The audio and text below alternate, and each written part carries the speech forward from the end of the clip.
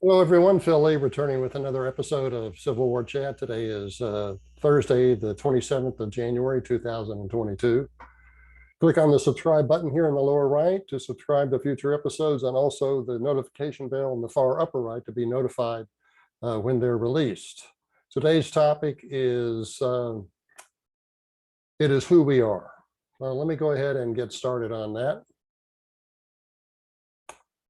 In a recent conversation with an officer of the Lexington, Virginia-based Stonewall Brigade chapter of the Sons of Confederate Veterans concerning their success in saving a Confederate monument recently, he casually made an illuminating remark.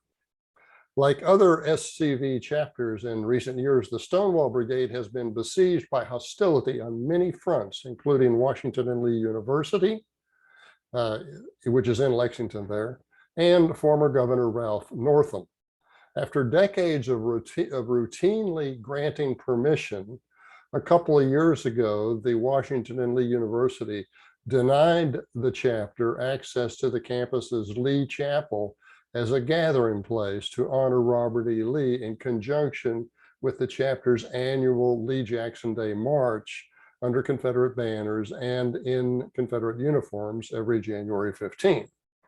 Nonetheless, the brigade moved the indoor honorary activities to a nearby hotel and continued to march annually, regardless of the sometimes inclement weather.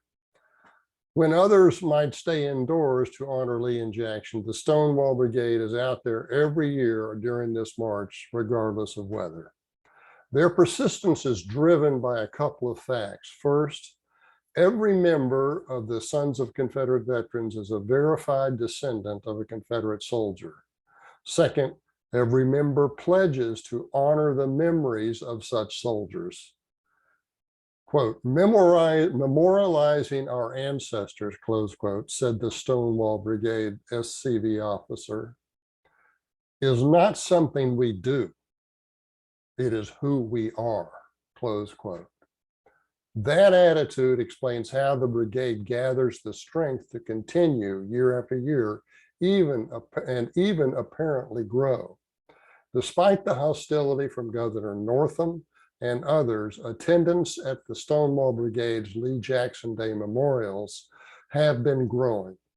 Perhaps more significantly, so have the anonymous donations.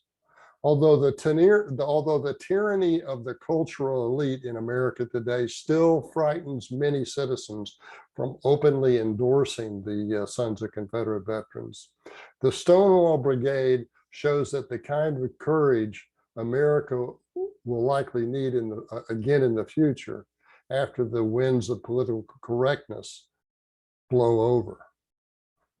There is no racial animus in the brigade. And that's one reason why the presentations and participation of others is growing.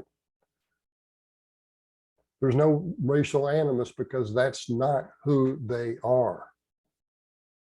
Most recently, the brigade was able to save a Confederate monument for Colonel William Harmon, killed at the Battle of Waynesboro, Virginia on March 2nd, 1865. After removing his memorials, the city officers were looking for a place to dispose of it. Since Harmon was a Grand Master Mason, one idea was to put it in Waynesboro's Masonic Hall. But it would be mostly unavailable to the public in such a location. So the Stonewall Brigade provided a better option. They agreed to take ownership of the monument and put it on public display somewhere in Augusta County, where Waynesboro is the second largest town behind Stanton.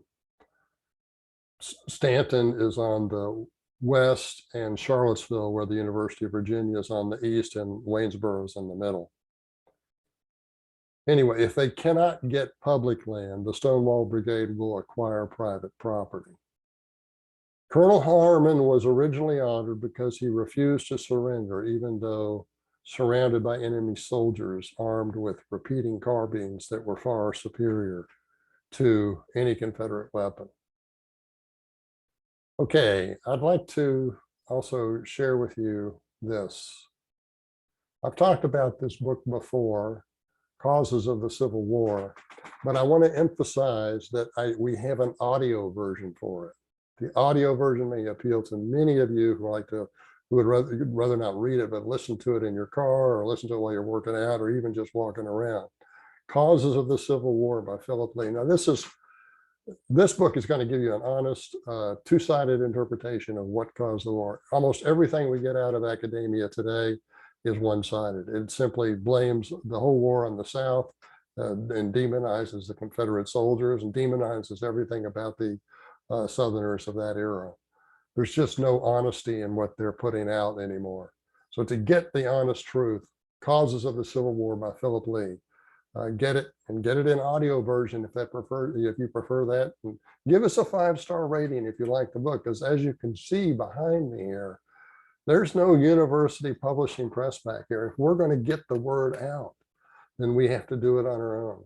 And the way to do that is to buy these books, read them, and then spread them around. Gift them to others, if that makes sense. Okay, that's our show for today, and thanks for watching.